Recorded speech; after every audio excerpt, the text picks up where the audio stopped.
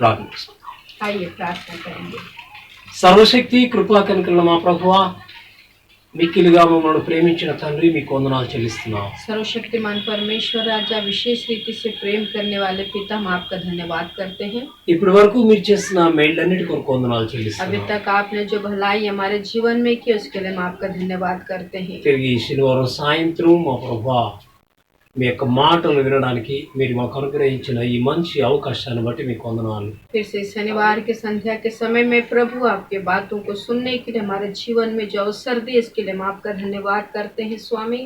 మా ప్రభువా దేశంలో జరుగుతున్నటువంటి లాక్డౌన్ కారణంగా మేము అందరం సమాజంగా కూడలేకపోయినప్పటికీ ఈ రీతిగా మేము ప్రార్థించగలుగుతున్నాం. देश में चलने वाले इस लॉकडाउन के कारण प्रभु हम सामाजिक रीति से मिल नहीं पा रहे प्रभु, फिर भी आपके वचनों के द्वारा इस रीति से हम मिल पा रहे हैं, इसके लिए हम आपका धन्यवाद करते నా हैं। మాటలు వింటున్న ప్రతి నిబిడను మీ ఆత్మతో నింపి బలపరచండి. आपके दास की इन बातों को सुनने वाले हर एक लोगों को आत्मिक रीति से बलवंत करिए।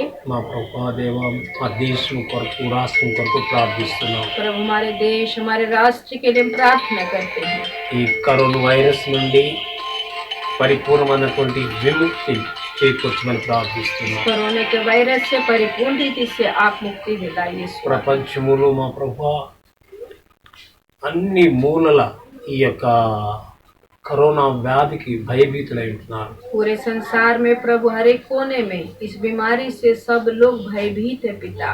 సమస్త మానవాళి యొక్క దోషములను మన్నించండి. सारे मनुष्य जाति के अपराधों को क्षमा कर स्वामी। మా ప్రభువా మీ కృప చూపి ఈ కరోనా వైరస్ పరిపూర్ణంగా నాశనం చేయమని प्रभु ప్రార్థిస్తున్నాం. आपके अनुग्रह को दिखाकर इस कोरोना के वायरस को यीशु के नाम से मिटा दीजिए स्वामी। మరొకసారి మీ ప్రియ బిడ్డలమైన మమ్మల్ని అందరినీ మీ కృపలో కాపాడమని మా ప్రభువును మా రక్షకుడైన యేసును అడుగుచున్నాం తండ్రి. बार बार प्रभु हम सब आपके बच्चे पिता, आप अपने अनुग्रह में संभाल के रखिए।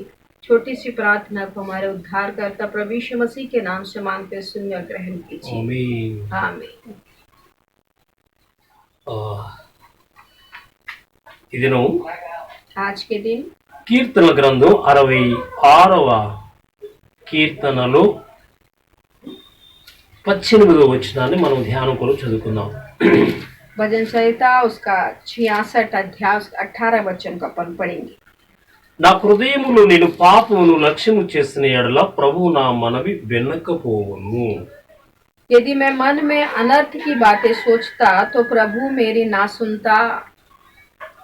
క్రీస్తునందు ప్రియ దేవుని బిడ్డలారా, యేసుక్రీస్తు నామములో మీ అందరికి కూడా శుభములు కలుగును గాక. ऐसे में प्यारे परमेश्वर के बच्चों, आप सबों को प्रभु यीशु मसीह के मधुर नाम में शुभकामनाएं ఈ देते हैं। కీర్తనకారుడు దేవుని బహుగా స్తుతించి గణపరచాలి అని ఆయన కీర్తనలో రాశాడు.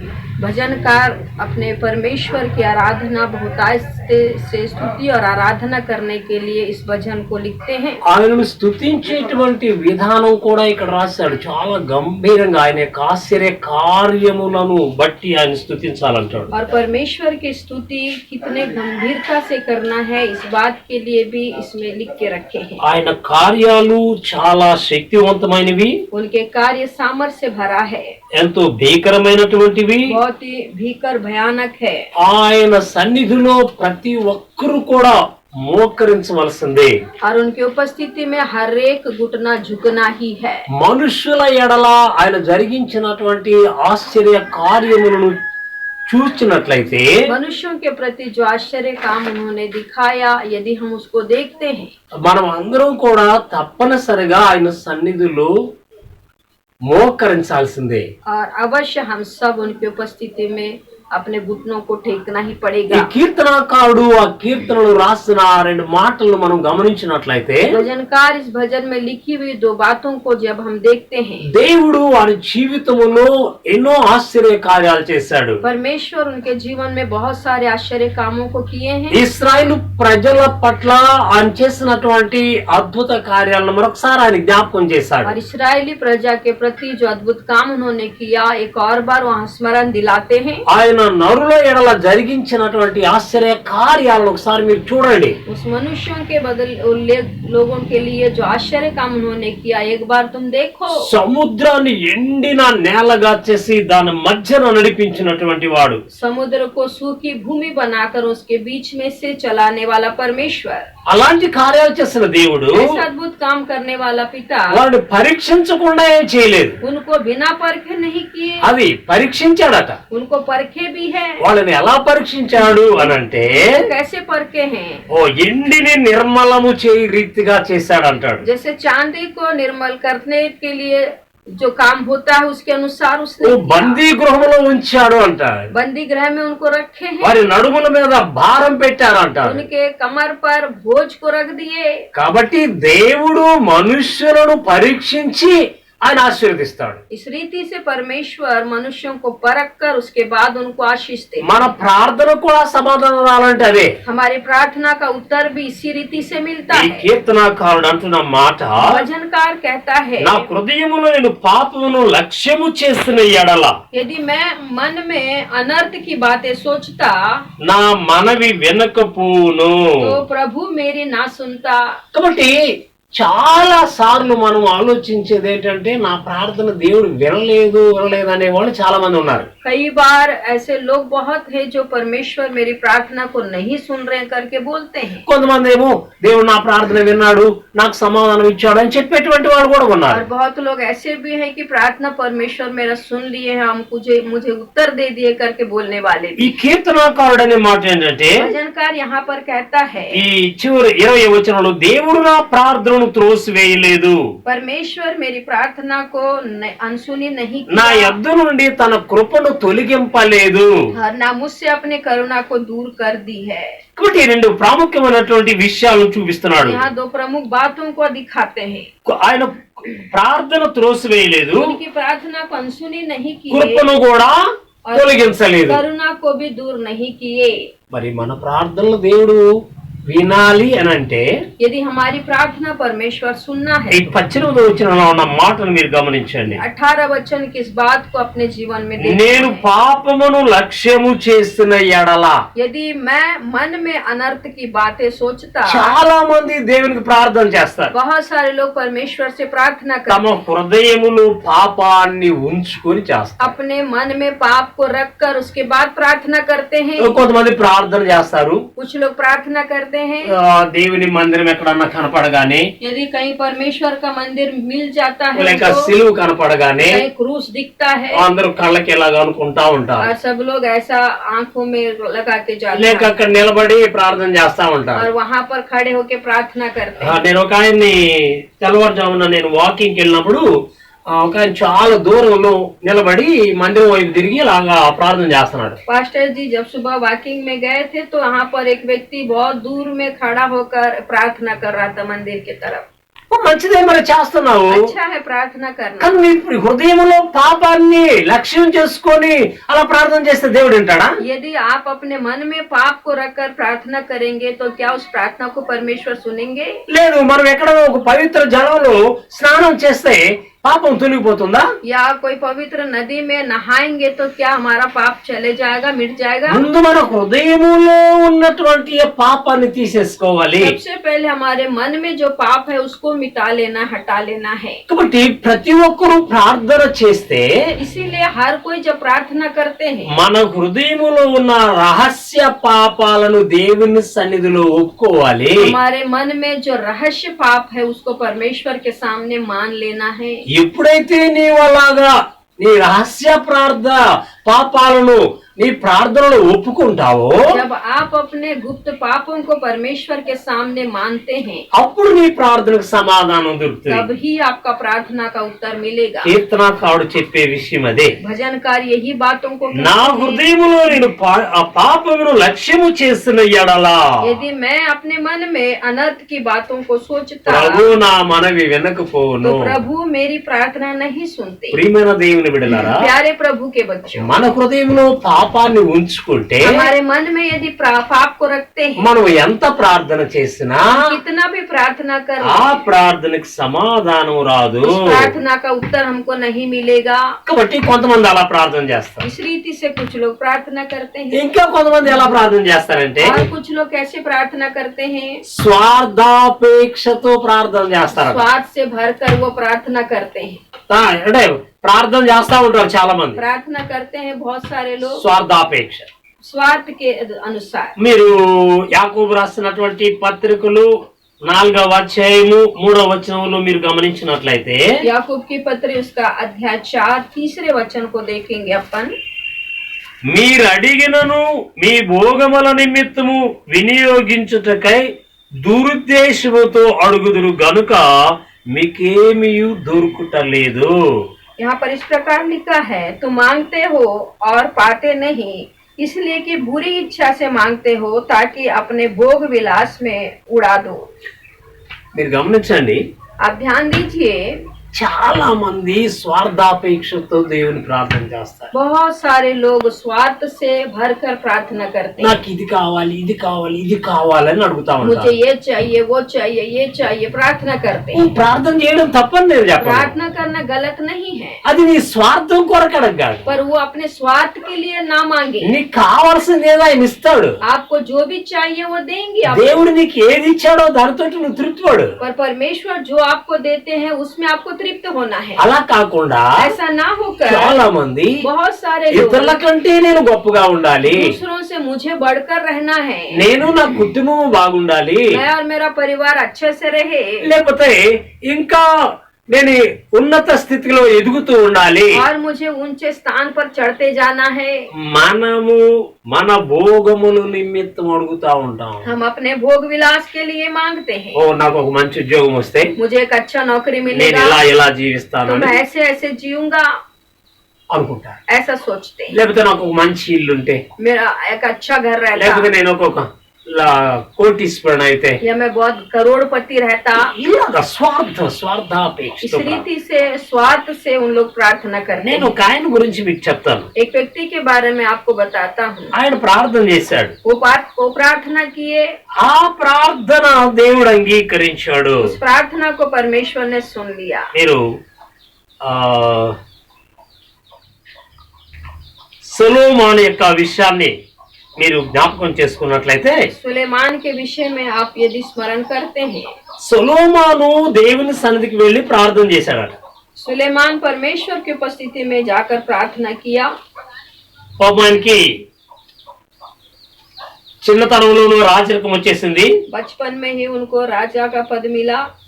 ఆ పదవి కొరకు ఆయన దేవుని అడగడానికి వెళ్ళాడు. उस पद के लिए परमेश्वर से मांगने के लिए गया। మీరు చూడండి, రాజులు రాసిన మొదటి గ్రంథం 3వ అధ్యాయం 5వ వచనంలో पहला राजाओं की पुस्तक अध्याय 3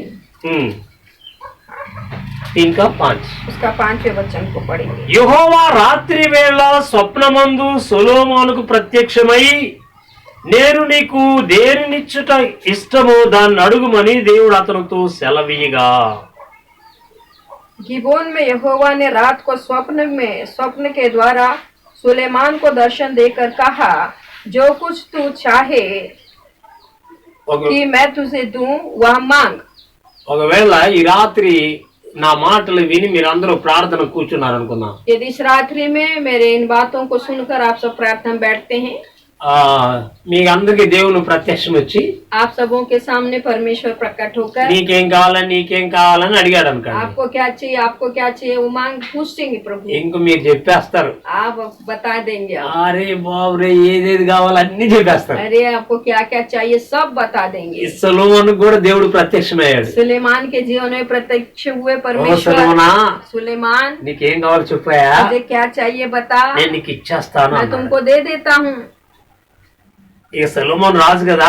सुलेमान तो राजा है। ఇప్పుడు అయా నాకున్న ఈ శత్రువులందరినీ ఒక్క క్షణంలో చంపేయాలయా అని అడగాలి. प्रभु जितने मेरे शत्रु हैं सबको 1 मिनट में मैं मार नहीं पाऊं। ఇక నన్ను ఎవడు జయించేవాడు ఎవడు ఉండకూడదు. कोई मुझ पर जय ना पाने वाले बने। నేనే గొప్పవాడుగా ఉండాలి. मैं सबसे महान बनूं। నాకంటే ఇంకెవడు గొప్పవాడు ఉండకూడదు. मुझसे बढ़कर कोई महान ना हो। నా మాటే మాట, मेरा ही बात सही होना అలా है, ఉండాలని అడగాలి. ऐसा रहना है करके मांगते। కానీ సొలొమోను అలా అనలేదండి. लेकिन सुलेमान ऐसा नहीं मांगे। ఆయన ఏమన్నాడో తెలుసా? वो क्या बोले? ఇంత గొప్పదైన నీ జనమునకు న్యాయం తీర్చగలవాడు ఎవడు ప్రభువా? इतने बड़े तेरी प्रजा का कौन न्याय करेगा पिता? కాబట్టి इसलिए నేను మంచి చెడ్డలు వివేచించి నీ జనులకు న్యాయం తీర్చున్నట్లు నీ దాసుడైన నాకు వివేకము గల హృదయము దయచేయము. 3:9 में लिखा है, तू अपने दास को अपनी प्रजा का न्याय करने के लिए समझने की ऐसा शक्ति दे कि मैं भले बुरे को परख सकूं, क्योंकि कौन ऐसा है कि तेरी इतनी बड़ी प्रजा का न्याय कर सके? నేను చాలా చిన్న వాడిని, मैं तो बहुत छोटा हूँ కార్యములు జరిపించటానికి నాకు బుద్ధి చాలదు. और कार्यों को करने के लिए मेरे पास बुद्धि की कमी है। నీ యొక్క జనము మీద నన్ను రాజుగా నియమించావు. आपने अपनी प्रजा के ऊपर राजा के रूप में मुझे नियुक्त किए। నీ ప్రజలందరూ లెక్క పెట్టడానికి కూడా నాకు సామర్థ్యం లేదు. आपके सारी प्रजा को गिनने के लिए भी मेरे पास सामर्थ्य नहीं। ఇంత విశాల దేశానికి నన్ను రాజుగా చేస్తే इतने बड़े विशाल देश का राजा आपने मुझे बनाया, నేనేం मैं చేయగలనండి? क्या कर सकता हूँ प्रभु? కాబట్టి నీ ప్రజలను సరైన రీతిగా పరిపాలించడానికి इसीलिए आपके प्रजा को सही रीति से मैं पालन कर सकूं। నాకు వివేకము గల హృదయాన్ని దయచేయి. आप मुझे बुद्धि से भरा हुआ ज्ञान दीजिए న్యాయంగా తీర్పు తీర్చడానికి వివేకం కావాలి. और न्याय करने के लिए मुझे ज्ञान की जरूरत होगा। ఎవడైనా వచ్చి నాది న్యాయం అయ్యా, నాకే వాడు అన్యాయం చేశాడు, నాకు అన్యాయం చేశాడు అని ఇలా చెప్తా ఉంటారు. और कोई भी आकर प्रभु ये राजा मैं तो न्याय के साथ काम कर रहा हूँ, ये अन्याय किया, मैं तो न्याय हूँ करके कोई भी आके बोलेंगे। అన్యాయస్తుడు వచ్చి అయ్యా నాకు న్యాయం చేకూర్చమంటాడు. अन्याय करने वाला भी आकर बोलेगा मेरा न्याय करिए। అన్యాయంగా శిక్ష పొందిన వాడు కూడా అయ్యా నాకు ఇలా అన్యాయం అయిపోయింది అని చెప్తాడు. और गलत रीति से जो दंड पाता है वो भी आकर बोलेगा कि मेरे साथ अन्याय हुआ। ఇలాంటి వాడిని మనం చాలా మందిని చూస్తుంటాం. ऐसे बहुत सारे लोगों को हम देखते हैं। దొంగ నేను దొంగతనం చేసిన అంటాడా? कभी भी चोर ये नहीं बोलेगा कि मैंने चोरी किया। ఒకవేళ ఎవడైనా అన్యాయమైనటువంటి తీర్పు పొందిన కోర్టుకి వెళ్ళి వాడు ఏం చేస్తాడో తెలుసా?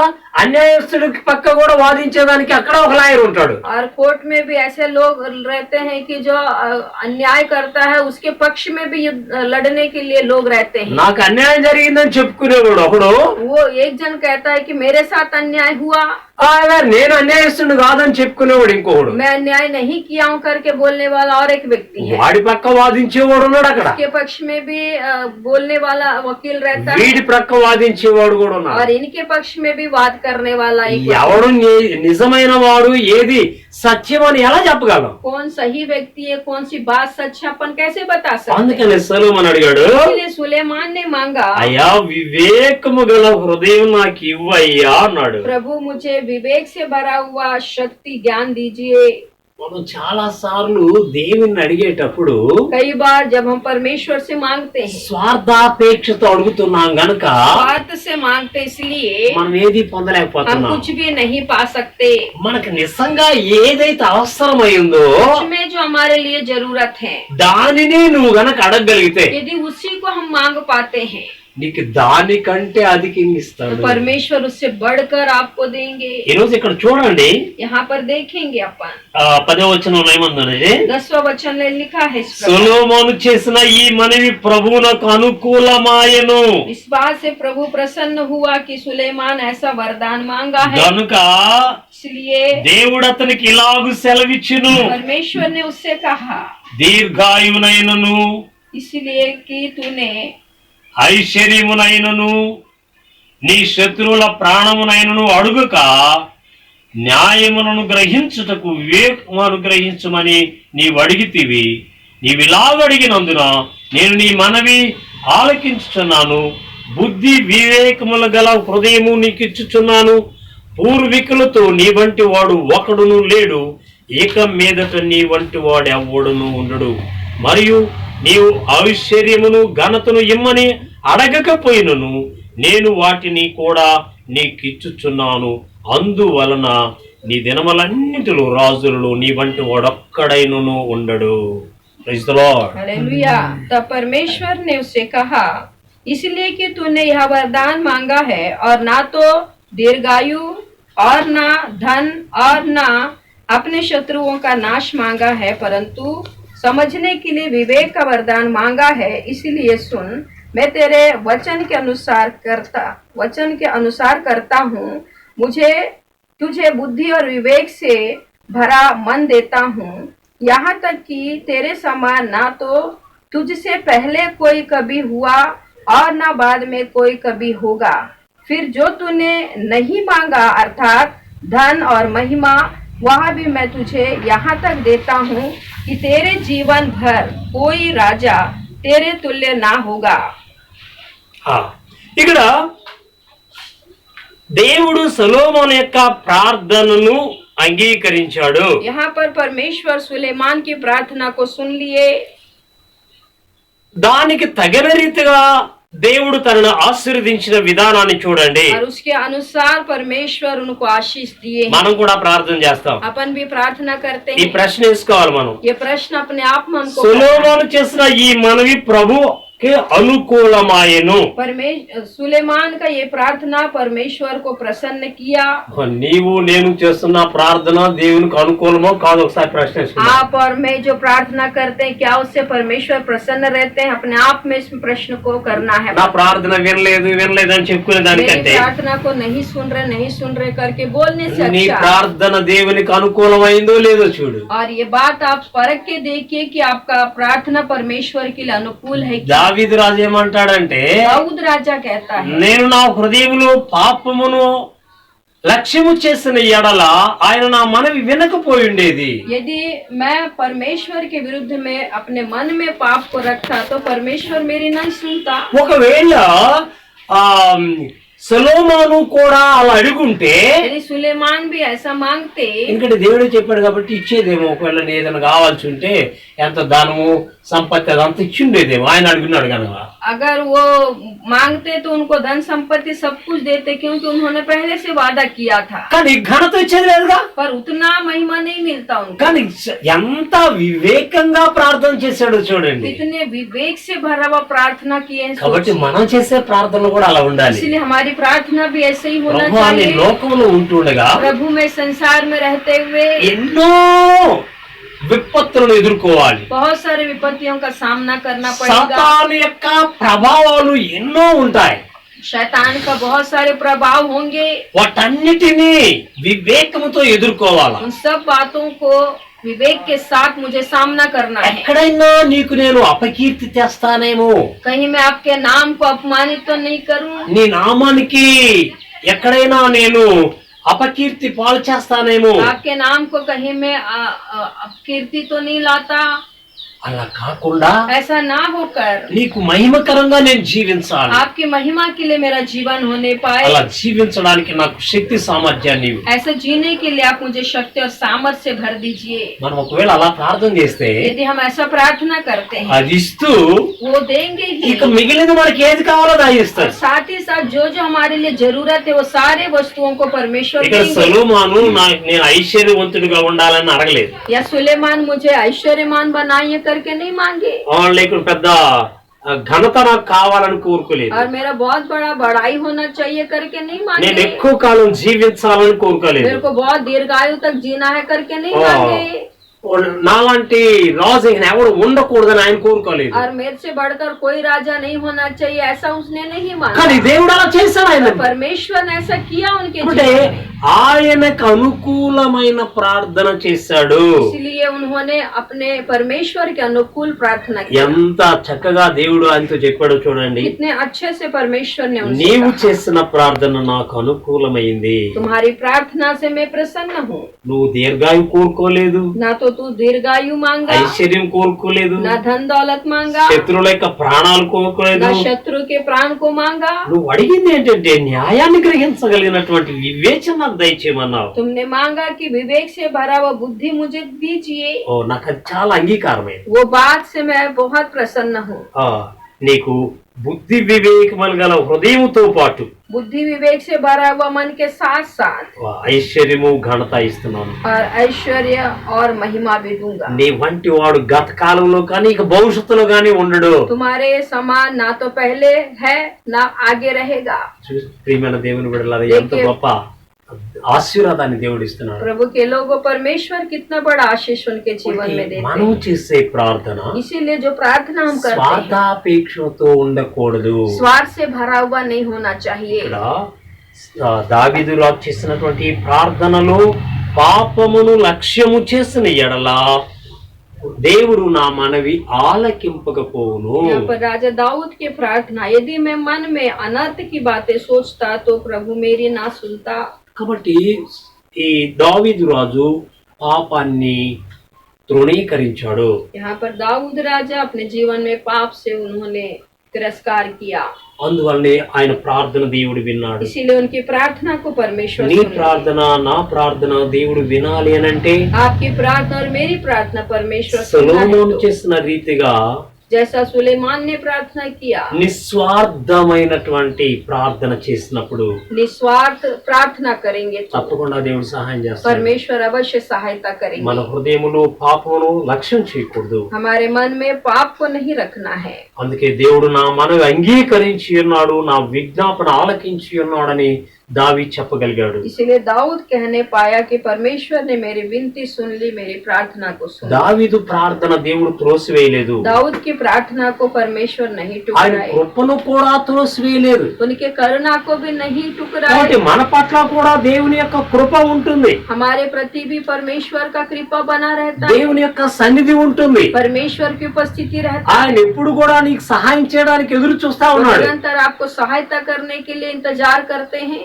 ప్రతి తల్లిదండ్రులు తమ బిడ్డలకు సహాయం చేయడానికి చూస్తా ఉంటారు. हर एक माता पिता अपने बच्चों की सहायता करने के लिए देखते रहते ఒకవేళ हैं। పిల్లలు అడగకపోతే यदि बच्चे नहीं मांगते, వాళ్ళ పరిస్థితి ఏదో మార్గం తప్పి ఉండట్ల అన్నమాట. उनका परिस्थिति कोई मार्ग से भटक गया हो మాకేం सकता। పర్వాలేదు, हमको कोई మేము సంపాదించుకోగలము, हम कमा सकते हैं, వాళ్ళది నాకు అవసరం లేదనుకునే పిల్లలు చాలా మందిని మనం उनकी చూస్తున్నాం. हमारी जरूरत नहीं है करके बोलने वाले बहुत सारे बच्चे। కానీ తల్లిదండ్రులు అలా అనుకోరు. लेकिन माता पिता ऐसा नहीं తన सोचते। పిల్లల కొరకు ఎవరు ఏది అడిగినా ఇవ్వడానికి వాళ్ళు సిద్ధంగా ఉంటారు. उनके बच्चे जो भी मांगते हैं उनको देने के लिए तैयार చాలా रहते हैं। మంది దేవుణ్ణి అడగకుండా వాళ్ళ ఇష్టానుసారంగా మాకు జ్ఞానం ఉంది, తెలివి ఉంది, వివేచన ఉంది, మేము సాధించగలం అనుకొని చేస్తూ ఉంటారు. बहुत सारे ऐसे लोग हैं कि हमको ज्ञान है, बुद्धि, हमको परमेश्वर से मांगने की जरूरत नहीं है करके बोलने वाले लोग। ఆయన మాకు ఇవ్వవసరం లేదనుకుంటారు. वो उनको हमें देने की जरूरत नहीं है बोलते हैं। ప్రియమైన దేవుని బిడ్డలారా, प्यारे प्रभु के लोग, నీవు ఆయన దగ్గరికి వచ్చి यदि आप उनके पास నీకు కావాల్సింది అడిగి తీసుకోవాలని ఆయన కోరుకుంటా ఉన్నాడు. आपको जो भी चाहिए उनसे मांग कर लेना परमेश्वर चाहते हैं, ఆయన ఇవ్వడానికి సిద్ధంగా वो ఉన్నాడు. देने के लिए तैयार हैं। దావీదురావు చెప్పిన ప్రకారం दाऊद राजा ने जैसा నా कहा, ప్రార్థన త్రోసివేయలేదు. मेरी प्रार्थना को उन्होंने नहीं మన टुकराया। ప్రార్థన దేవుడు త్రోసివేయలేదు. परमेश्वर हमारी प्रार्थना को अनसुनी नहीं తప్పకుండా करेंगे। సహాయం చేస్తాడు. परमेश्वर जरूर सहायता ఇంకా करेंगे। కొంతమంది ఎలా ప్రార్థన చేస్తారంటే और कुछ लोग कैसे प्रार्थना करते हैं, యాంత్రికంగా ప్రార్థన చేస్తారు. यांत्रिक प्रार्थना करते हैं, ఏదో 4 మాటలు వచ్చి వల్లిస్తా और ఉంటారు. जो 4 बातें मन में है उनको बोल देते हैं। అంతేగాని వారు నిజంగా అవసరత పడి దేవుణ్ణి రిక్వెస్ట్ చేసి తన దగ్గర నుంచి తీసుకోవాలన్నటువంటి ఉద్దేశంతో కాకుండా उनके जरूरत के अनुसार परमेश्वर से विनती करके पाने वाली परिस्थिति नहीं है। నేను చెప్పాను కదా యాంత్రికంగా చేస్తారు ప్రార్థన అని. यांत्रिक प्रार्थना है। నేను ఒకసారి సమాధుల తోటలో ఒక ఆయనకి ప్రార్థన ఇచ్చాను. एक बार पास्टर जी कब्रिस्तान में एक जन को प्रार्थना करने के लिए अवसर दिए। ఆయన ఏం ప్రార్థన చేశాడు తెలుసా? उन्होंने प्रार्थना ఓ किया, ప్రభువా ఈ సమాధుల తోటను ఆశీర్వదించయ్యా అన్నాడు. हे प्रभु पूरे कब्रिस्तान को आशीष दे। అంటే దాని అర్థం ఏంది? అందరు సచ్చారు బాగున్నాయి కదా. इसका मतलब है कि सब मर के वहां चले जाए, भर जाए। యాంత్రికంగా ఏదంటే చర్చిలో ఉంటే అందరిని దీవించాయి అన్నట్టు चर्च में रहेंगे तो प्रभु यहाँ पर सबको आशीष दे करके बोल ఈ सकते हैं। సమాధులు కూడా ఆశీర్వదించాయి प्रभु అన్నాడు. ये समाधियों को भी आशीष दे करके प्रार्थना की।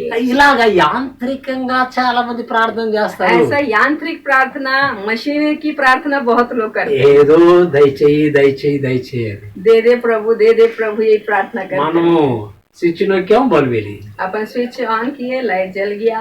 అది కొంతమంది ప్రార్థన రొటేషన్ అదే, ఎక్కడైనా సమాధుల తోటలు అదే చేస్తారు, పెళ్లిళ్ళు అదే చేస్తారు, లేకపోతే పుట్టినరోజుకి అదే చేస్తారు, చర్చిలో కూడా అదే ప్రార్థన చేస్తారు. और बहुत लोग ऐसे ही हैं, हर जगह एक ही प्रार्थना, बर्थडे में भी वही प्रार्थना, शादी में भी, मृत्यु की अवस्था में भी, और बहुत सारे परिस्थितियों में चर्च में भी वही प्रार्थना करते हैं। టేప్ రికార్డ్ అనమాట. वो टेप रिकॉर्ड के समान रिकॉर्ड हो गया। దాని ప్రకారం టేప్ పెడతాం, అది రికార్డ్ లో వస్తా ఉంటది అనమాట. అదే వస్తుంది. चालू करेंगे वही प्रार्थना। నువ్వు ఎన్నిసార్లు చెప్పినా ఆ గీతలో తిరుగుతా ఉంటది, అదే వస్తుంది. आप जितना भी बोले, कहीं पर भी बोले, वही चक्रे में घूमते रहते అందుకే చాలా మంది ప్రార్థన ఇయ్యయ్యా इसलिए बहुतों का प्रार्थना दे दे प्रभु, दे दे प्रभु, यही प्रार्थना हो। యాంత్రికంగా वो చేస్తుంటారు. यांत्रिक प्रार्थना है। ఒకవేళ ఇప్పటి వరకు నువ్వు యాంత్రికంగా ప్రార్థన చేస్తే हो सकता अभी तक आप यदि आंतरिक प्रार्थना कर रहे ఇప్పుడు होंगे, హృదయంతో ప్రార్థన చేయి. अभी पूरे मन से प्रार्थना करें। దావీదు రాజు చెప్పినట్లు మనం కూడా చెప్పగలం, दाऊद के समान हम भी बोल सकते हैं, దేవుడు నా ప్రార్థన త్రోసివేయలేదు, प्रभु मेरी प्रार्थना को अनसुनी नहीं నా किए, ఎదురు నుండి తన కృపను తొలగింపలేదు. ना मुझसे अपनी करुणा को दूर किया। ఆయన్ని మనం నిజంగా స్థుతించాలి. हम सचमुच में उनको स्तुति ఈ करें। లాక్డౌన్ సమయంలో इस लॉकडाउन के समय में చాలా మంది बहुत सारे వారి लोग వారి కుటుంబాలకు, अपने अपने परिवारों में, భార్య పిల్లలకు पति पत्नी, చాలా దూరం ఉండిపోయారు. बच्चों से दूर है। ప్రియమైన దేవుని బిడ్డలారా, प्यारे प्रभु के लोग, మీరేం భయపడవసరం आप లేదు. डरिए नहीं, ఈ ప్రార్థన దేవుడు వింటున్నాడు. आपकी प्रार्थना प्रभु सुन रहे हैं। తప్పకుండా మీ యొక్క వ్యక్తులను మీ దగ్గరికి చేరుస్తాడు దేవుడు. आपके अपने लोगों को अपने घर वो लौटा कर लेकर ఎందుకంటే आएंगे। దావీదు రాజు ప్రార్థన తోసివేయలేదు. क्योंकि दाऊद की प्रार्थना को अनसुनी नहीं నీ की। ప్రార్థన నా ప్రార్థన దేవుడు తోసివేయడు. आपका और मेरा प्रार्थना परमेश्वर अनसुनी नहीं మనం करेंगे। చేయాల్సినటువంటి ప్రార్థన గురించి చాలా విషయాలు ఉన్నాయి. प्रार्थना के विषय में बहुत सारी बातें हैं, అవన్నీ నేను చెప్పడం లేదు. वो सब कुछ नहीं बता రెండు रहा। మూడు విషయాలు మాత్రం నేను మీకుతో ముచ్చటించాను. 2-3 बातों को मैं आपसे कह रहा हूँ। కాబట్టి రహస్య పాపాలు మనం ఒప్పుకోవాలి. गुप्त पापों को मान लेना है। కొంతమంది ఏమనుకుంటారంటే कुछ लोग सोचते हैं పాపం అనగానే पाप का मतलब ఏదో భయంకరమైనటువంటి తప్పులు అనుకుంటారు. बहुत भयानक अपराध हो गया करके सोचते हैं। యేసు ప్రభుని తన శిష్యులు ప్రార్థన నేర్పయ్యా అన్నారు. प्रभु यीशु मसीह को उनके चेलों ने प्रार्थना को सिखाने बोले। ఆయన మత్తయి సువార్త 6వ అధ్యాయం 6వ అధ్యాయంలో ప్రార్థన నేర్పాడు. मत्ती रचित सुसमाचार अध्याय 6 में उन्होंने प्रार्थना सिखाया। నేను ఆ ప్రార్థనలో ఒక్క మాట మాత్రం జ్ఞాపకం చేస్తాను. प्रार्थना में का एक बात मैं आपको याद दिलाता हूँ। మా అపరాధులను మేము క్షమించిన ప్రకారం మా అపరాధములను క్షమించు. जैसे हमने हमारे अपराधियों को क्षमा किए, वैसे आप भी हमारे अपराधों को क्षमा అంటే करिए। మా రుణస్థులను మేము క్షమించిన ప్రకారం మనము క్షమించమంటారు. जैसे हम अपने अपराधियों को क्षमा किया, वैसे आप भी हमारे अपराधों को ऋणियों को क्षमा करिए। ఇది పెద్ద పాపం. ये बहुत बड़ा पाप है। మనము మన కుటుంబములు లేకపోతే మన స్నేహితులను మన బంధువులను క్షమించలేం.